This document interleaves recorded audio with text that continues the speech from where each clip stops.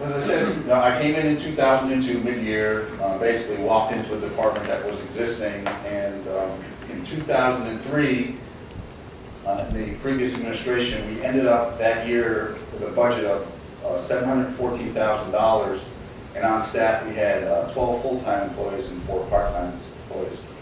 When Georgine came on board, she sat down with me and she said, what can we do with this department to make it work better, make it work smarter, and be more efficient? And so, working with Georgine, we actually got in there and we revamped that building department. And we really went forward to look at how can we use technology better, how can we get smarter people in there.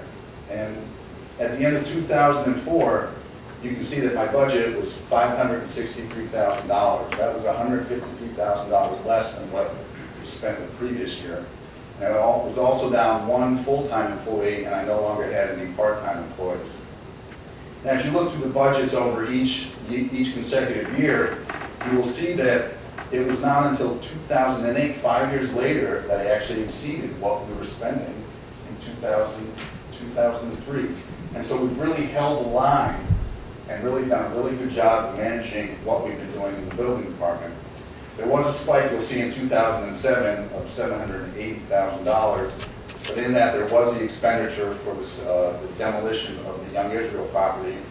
That was in the budget, we had to account for it, but that money was given back to the city when that property was sold. So it really wasn't, my budget for that year was a little over $861,000. So as you're seeing, the cost, we've been holding the line with what we've been spending. We haven't been increasing staff. Actually, towards the end of last year, 2 staff are no longer with us, and we're down to 10 full-time employees. And we're also looking at, trying our best to see our annual budget going down. But if you flip to the next page, you'll see some of the programs that the Building and Housing Department have done. And if you just go, these are all the normal programs that we do on an everyday basis, the permits and inspections, the complaints in high grass, our door-to-door exterior maintenance inspections. We go anywhere from 1,400 to 1,600 inspections per year. And what you have to realize is that's just the initial inspection. Every inspection generates an additional 2.5 times you have to be back at that property. We also do rental inspections on a yearly basis, and in order to stay on our 3-year cycle, we have to average roughly 550 initial inspections every year to stay on track. We continue our business maintenance inspections as well as on a 3-year cycle, so we get out to all the businesses. We average about 100 business inspections every year. The home daycare inspections have to be done every year. The school inspections get done every March.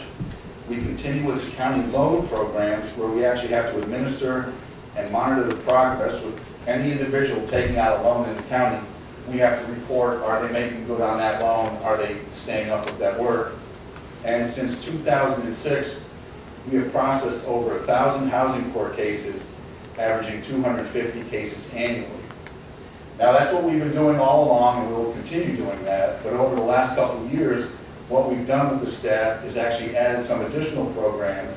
And in 2006, we moved forward with the foreclosure filing documentation.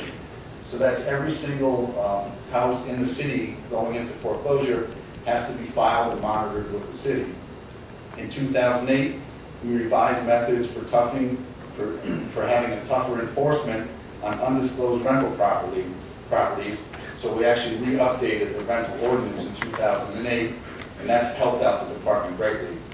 With Sally coming on board, one of her big initiatives has been the Green Neighborhood Initiative.